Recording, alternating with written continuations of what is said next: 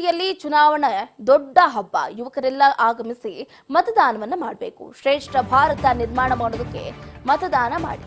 ಬಳ್ಳಾರಿಯಲ್ಲಿ ಬಿಜೆಪಿ ಅಭ್ಯರ್ಥಿ ಕಡೆ ಕೊಟ್ಟಿದ್ದಾರೆ. ಎಸ್ ಶ್ರೀರಾಮುಲು ಅವರು ಹೇಳಿಕೆಯನ್ನು ಕೊಟ್ಟಿರುವಂತದ್ದು.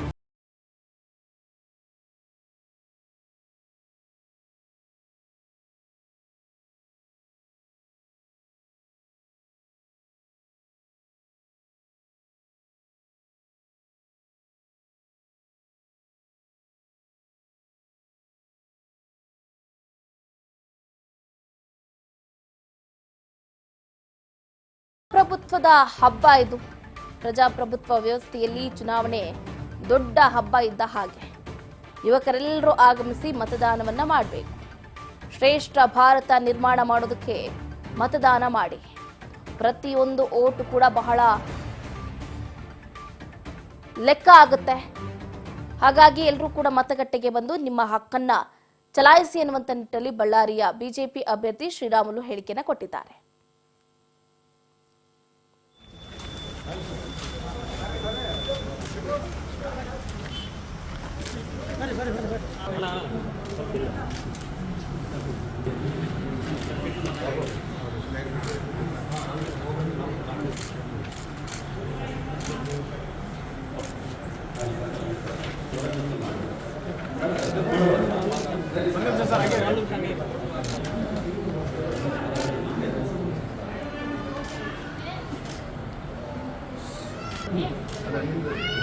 ಪ್ರಜಾಪ್ರಭುತ್ವದಲ್ಲಿ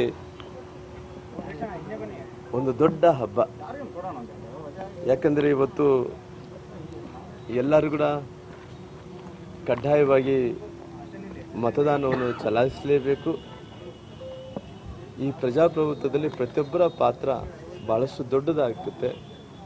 ಹಂಗಾಗಿ ಡೆಮೊಕ್ರೆಟಿಕ್ ಪ್ರಜಾಪ್ರಭುತ್ವದಲ್ಲಿ ಎಲ್ಲರೂ ಕೂಡ ಬಂದು ಮತದಾನವನ್ನು ಕೂಡ ಮಾಡಬೇಕಾಗಿದೆ. ನಾನು ವಿಶೇಷವಾಗಿ ಯುವಕರಲ್ಲಿ ನಾನು ಕೇಳ್ಕೊಳ್ಳೋದು ಒಂದೇ, ದಯವಿಟ್ಟು ತಾವೆಲ್ಲರೂ ಕೂಡ ಮತದಾನಕ್ಕೆ ಬರ್ರಿ. ಮತದಾನಕ್ಕೆ ಬಂದು ಇವತ್ತು ಭಾರತ ಒಂದು ಶ್ರೇಷ್ಠ ಭಾರತವನ್ನು ಆಗೋ ಸಲುವಾಗಿ ಎಲ್ಲ ಯುವಕ ಮಿತ್ರರು ಮತದಾನವನ್ನು ಮಾಡೋಂಥ ಕೆಲಸ ಮಾಡಿರಿ. ನಾನು ವಿಶೇಷವಾಗಿ ಇವತ್ತು ಭವ್ಯ ಭಾರತವನ್ನು ಕಟ್ಟೋ ಸಲುವಾಗಿ, ಉತ್ತಮ ಭಾರತವನ್ನು ಕಟ್ಟೋ ಸಲುವಾಗಿ ಯುವಕರೆಲ್ಲರೂ ಕೂಡ ಬಂದು ಅವ್ರ ಜವಾಬ್ದಾರಿಯನ್ನು ಅವರು ಮತದಾನ ಹಾಕೋದ್ರ ಮೂಲಕ ಒಂದು ರೀತಿ ಗುಡ್ ಗವರ್ನೆನ್ಸನ್ನು ಕೊಡೋಂಥ ಕೆಲಸ ಕೂಡ ಇವತ್ತು ದೇಶದಲ್ಲಿ ಆಗಬೇಕಾಗಿದೆ. ಅದಕ್ಕೋಸ್ಕರವಾಗಿ ನಾನು ವಿನಂತಿ ಮಾಡಿಕೊಂಡು ಇಷ್ಟೇ, ದೇಶದ ಪ್ರಧಾನಮಂತ್ರಿಗಳಂತ ನರೇಂದ್ರ ಮೋದಿಜಿಯವರು 10 ವರ್ಷಗಳ ಕಾಲ ಒಂದು ಒಳ್ಳೆಯ ಗುಡ್ ಗವರ್ನೆನ್ಸನ್ನು ಕೊಡೋಂಥ ಕೆಲಸ ಕೂಡ ಮಾಡಿದ್ದಾನೆ.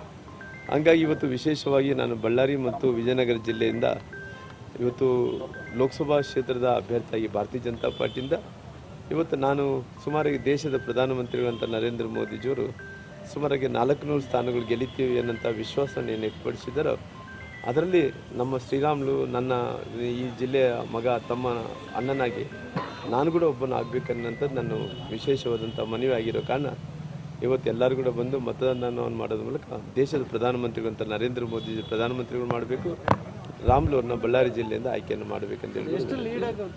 ಎಷ್ಟು ಲೀಡ್ ಆಗುತ್ತೆ ನಿಮ್ಮ ಲೆಕ್ಕಾಚಾರ? ಅಲ್ಲ, ನಾನು ಅದರ ಬಗ್ಗೆ